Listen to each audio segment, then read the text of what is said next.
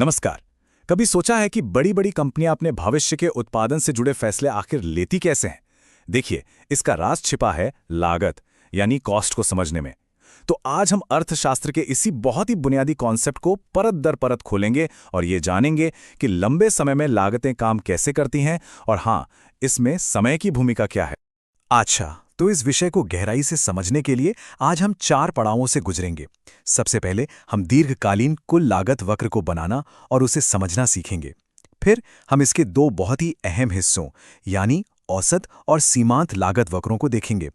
इसके बाद हम जानेंगे कि अल्पकाल और दीर्घकाल के बीच सबसे बड़े अंतर क्या हैं और आखिर में समझेंगे कि इस पूरे विश्लेषण में समय इतना अहम क्यों है। तो चलिए शुरू करते हैं अपने पहले पड़ाव से, जो कि दीर्घकालीन विश्लेषण की नींव है। दीर्घकालीन कुल लागत वक्र, जिसे हम LTCC भी कहते हैं। इस वक्र को बनाना ना काफी आसान है। बस एक ग्राफ की कल्पना कीजिए। Y अक्ष पर है हमारी कुल लागत और X अक्ष पर है उत्पादन की मात्रा। अब एक खास बात यह है कि ये वक्र हमेशा 0 से यानी मूल बिंदु से ही शुरू होता है। क्यों? क्योंकि लंबे समय में एक कंपनी अपना सब कुछ बदल सकती है, इसलिए कोई भी लागत स्थिर नहीं होती। और इसका ये जो उल्टा S जैसा आकार है ना, ये कोई संयोग नहीं है। ये होता है पैमाने के प्रतिफल नाम के एक बहुत ही दिलचस्प कॉन्सेप्ट के कारण, जिसके बारे में हम अब जानेंगे। देखिए, ये वक्र हमें 2 हिस्सों में एक कहानी सुनाता है। पहले हिस्से में यानी बिंदु O से A तक कंपनी पैमाने के बढ़ते प्रतिफल की स्थिति में होती है।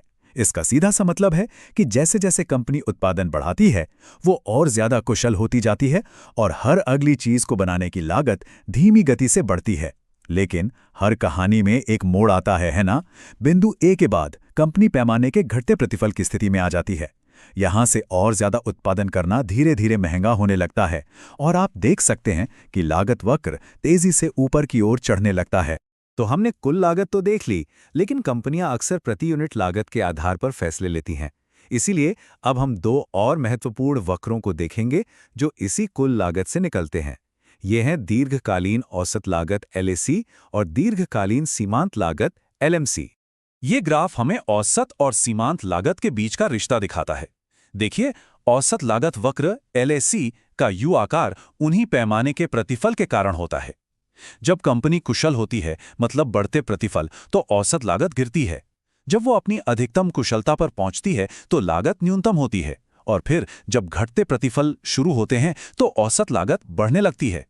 और सीमांत लागत LMC के साथ इसका रिश्ता एक खेल जैसा है।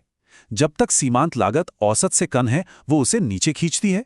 जैसे ही सीमांत लागत औसत से ज्यादा होती है, वो उसे ऊपर खींचने लगती है। और जाहिर है, ये दोनों एक दूसरे को औसत लागत के सबसे निचले बिंदु पर ही काटते हैं। लेकिन अल्पकाल और दीर्घकाल में असल में क्या फर्क है? ये सिर्फ कैलेंडर पर दिनों का फर्क नहीं है। ये तो अर्थशास्त्र की सबसे महत्वपूर्ण अवधारणाओं में से एक है। और अब हम जानेंगे क्यों। चलिए इन अंतरों को एक एक करके समझते हैं। पहला, साधनों का वर्गीकरण।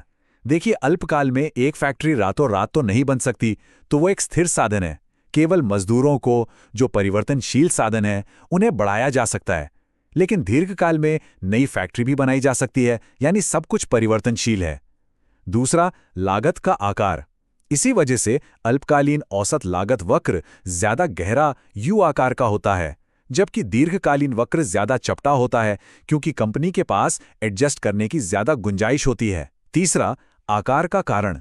अल्पकाल में U आकार का कारण होता है परिवर्तनशील अनुपात का नियम, जबकि दीर्घकाल में इसका कारण है पैमाने के प्रतिफल। और आखिर में फर्म का पैमाना।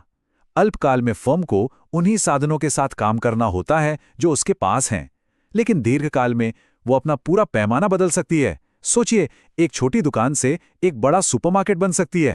अब हम अपने अंतिम लेकिन शायद सबसे बुनियादी पड़ाव पर पहुंच गए हैं, समय।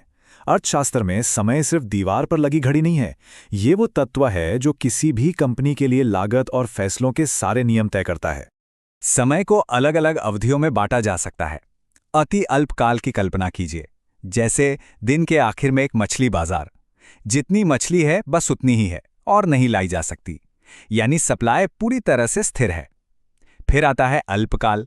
यहां मछुआरा ज्यादा घंटे काम करने का फैसला तो कर सकता है, जो कि एक परिवर्तनशील साधन है, लेकिन एक नई नाव नहीं खरीद सकता, जो एक स्थिर साधन है। उत्पादन बढ़ सकता है, लेकिन सिर्फ मौजूदा क्षमता की सीमा तक ही। और अंत में आता है दीर्घकाल। यहाँ सब कुछ संभव है। हमारा मछुआरा नई नावें खरीद सकता है, एक नया बेड़ा बना सकता है, या ये काम छोड़कर कुछ और भी कर सकता है। उत्पादन के सभी साधन परिवर्तनशील हैं। इसीलिए कहा जाता है कि दीर्घकाल में सप्लाई पूरी तरह से लोचदार होती है, यानी वो मांग के हिसाब से खुद को पूरी तरह ढाल सकती है। तो यहाँ से सीखने वाली सबसे बड़ी बात यह है, दीर्घकाल में सभी फैसले रणनीतिक होते हैं और सभी लागतें परिवर्तनशील होती हैं। इसे समझना सिर्फ अर्थशास्त्र के लिए ही नहीं, बल्कि ये समझने के लिए भी जरूरी है कि कंपनियां अपना भविष्य कैसे तय करती हैं और हमारी दुनिया को कैसे आकार देती हैं।